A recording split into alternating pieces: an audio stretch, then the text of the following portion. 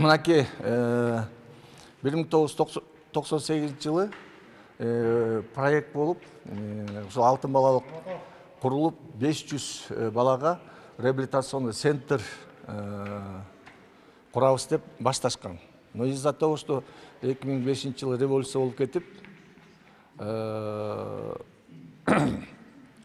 бояк жагасы көрсөтүп берем, оң жак жагы бүткөн, и сол жак жагы эчтеке болбой калган. Бирок үстүндө крыша жок болуп калып, суунун баары агып эметкен. 29 мартта Садыр Нуркожоевич Жапаров менен президентибиз мен келип көрүп, ошону Садыр Нуркожоевич жердеги элдерге айтты эле.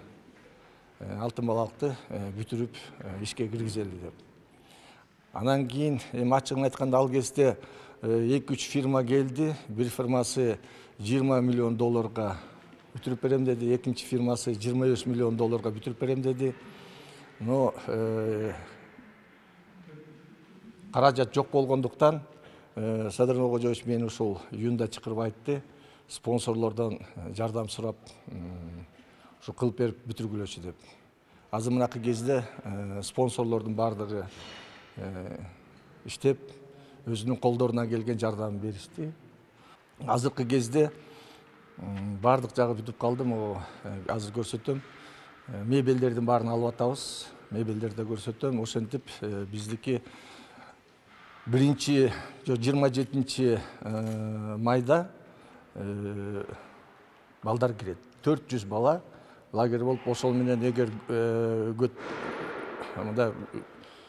бир айда 15 күндө 400, 15 күндө 800, и 800'ті 3-кө көбөйтсөк 2400 бала бесплатно быйыл эз алышат.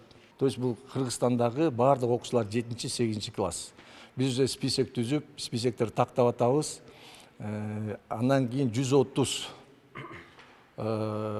место бар тиги бейтаптарга лечение кылганга. Кардиологияны биз былтыр иштетип, 10 операция кылынды жүрөккө. Экинчи анан Кумторго кат жазып, 1 миллион 200 000 доллар берип, ангиографический андай аппараттарды биз заказ бердик. Кудай буйруса 1-июнга чейин аларда келип калат. ВОЗго бардык, ВОЗдон аппарат, то есть 1-июнга бүт бардык отделениялар аппаратура менен камсыз болуп иштей баштайт.